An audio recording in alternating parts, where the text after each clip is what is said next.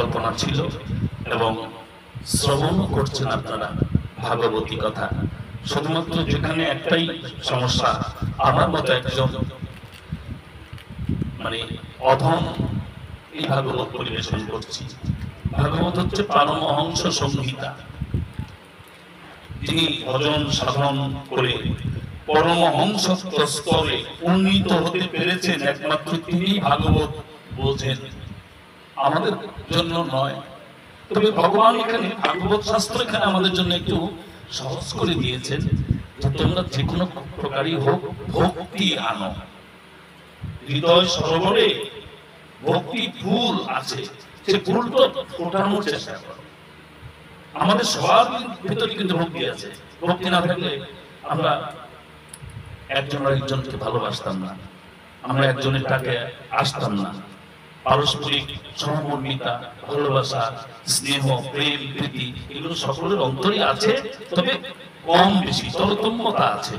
তাই ভগবান সুখদেব গোস্বামী বললেন, ভক্তি আছে ঠিকই ফুল, তবে সবার ফুলটা প্রস্ফুটিত নয়। একটা বাগানে ফুল ফুটে আছে, সেটা দেখতে একরকম, আর ফুলগুলো ফুটেনি, অফোটা ফুলের বাগান, সেটা কিন্তু ওই রকম লাগবে না যেটা নাকি প্রস্ফুটিত ফুল সমাহার আছে যে বাগানে। সুখদেব গোস্বামী বলছে যে তোমার হৃদয় সরোবরে ভক্তি ফুল আছে, কিন্তু তুমি ওই ফুলটাকে ফোটাও। কিভাবে ফোটাবে?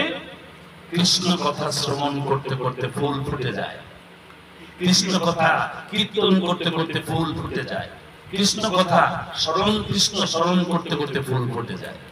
এটা হলো সুখদেব গোস্বামীর উপদেশ। দেখেন, এটা একটু সহজ করে বোঝা যাবে। গৌরাঙ্গ মহাপ্রভু যে কথাটা বললেন, এইটাকেই সমর্থন করে মহাপ্রভু বললেন যে ফুল সবার মধ্যে আছে, ভক্তি ফুল, কিন্তু আপ্রকার। সেটা কিভাবে ফুটাবে? চেত দর্পণ মার্জনম ভব মহাদাবাগ্নি নির্বাপনম। ভব মহাদাবাগ্নি নির্বাপনম শ্রেয় কৈরব চন্দ্রিকা বিতরণম বিদ্যাবধূ জীবনম। আমরা অতটুকুতে যাব না। চেত দর্পণ মার্জনম ভব মহাদাবাগ্নি নির্বাপনম। কৈরব, আমরা এখানে আসবো, কৈরব চন্দ্রিকা বিতরণম। কৈরব চন্দ্রিকা, মহাপ্রভু এইখান থেকে ভাগবত থেকে কিন্তু এই শব্দটা নিয়েছেন। কৈরব চন্দ্রিকা বলতে কুমুদ ফুল। মহাপ্রভুর শিক্ষাষ্টকের প্রথম শ্লোকে কুমুদ ফুলের কথা বলেছেন। কুমুদ ফুলটাকে সংস্কৃত ভাষায়, ভাগবতী ভাষায় কৈরব ফুল বলা হয়, অর্থাৎ কুমুদ ফুল। কুমুদ ফুলটা অবশ্য সব জায়গায় দেখা যায় না। কুমুদ ফুলটা একটু বিরল প্রজাতির ফুল। হ্যাঁ, কুমুদ ফুলের একটা বৈশিষ্ট্য আছে, যেটা পৃথিবীর অন্য কোন ফুলের বৈশিষ্ট্যের সাথে মিলে না। সেই কুমুদ ফুলটার বৈশিষ্ট্য কি? কুমুদ ফুলটার বৈশিষ্ট্য হচ্ছে, দাদা কুমুদ ফুল দেখেছেন নাকি? আমিও কুমুদ ফুল দেখি নাই, আমার খুব লালসা। মহাপ্রভু যেহেতু কুমুদ ফুলের ব্যাখ্যা দিয়েছেন, আমার দেখার ইচ্ছা আছে। আর দাদাকে জিজ্ঞেস করলাম এই কারণে, কমার্সের স্টুডেন্ট হয়েও উদ্ভিদ বিজ্ঞান হতে পারতেন আমার মনে হয়। উদ্ভিদ সম্পর্কে, ফুলের সম্পর্কে ওনার, আমি ওনার কাছ থেকে অনেক কিছু জানতে চাই। কুমুদ ফুলটার বৈশিষ্ট্য হচ্ছে একমাত্র পূর্ণিমার চাঁদে ফোটে, পূর্ণিমার রাতে ফোটে, অন্য দিনে রাতে ফোটে না। যদি আমি প্র্যাকটিক্যালি জানি না, দেখি নাই, আমার খুব আগ্রহ আছে যে কুমুদ ফুলটা পূর্ণিমা রাত্রে যখন চাঁদের আলোটা বিকিরণ হয় পৃথিবীতে যখন পড়ে, সেই পূর্ণিমা চাঁদের কিরণ যখন ওই ফুলটার অফোটা ফুলের বৃন্তে পড়ে, তখন ফুলটা পড়ে।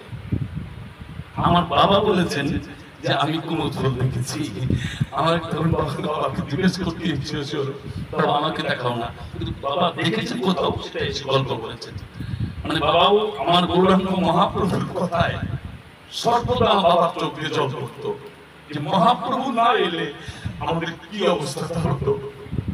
এখানে বসেছি এটাও হতো না, কৃষ্ণ কথা একটু অনাগ্রহে বলি বা শুনি এটাও হতো না, আমার গৌর যদি না আসিত। গৌরাঙ্গ মহাপ্রভু বলছেন কুমুদ ফুলের মতো ভক্তি ফুল সবার হৃদয়ে আছে, কিন্তু সবার রসপ্রকৃত নয়।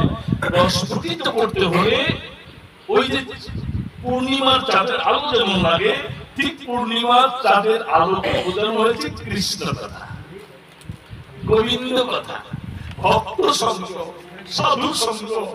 এটি হচ্ছে সেই পূর্ণিমার রাতের চাঁদের আলোর সাথে তুল্য। এই আজকে যেটা হচ্ছে, কারণ আমিও হয়তো এতক্ষণ পাষাণের মতো থাকতাম ঘরের মধ্যে, বাজারে শহরে ঘোরাঘুরিতে, কিন্তু আজকে আমার হৃদয় কিছুটা হলেও হয়তো বিগলিত প্রায় হতে চলেছে, এই কারণে আপনাদের সাধু বৈষ্ণবের সঙ্গ করতে পারছি।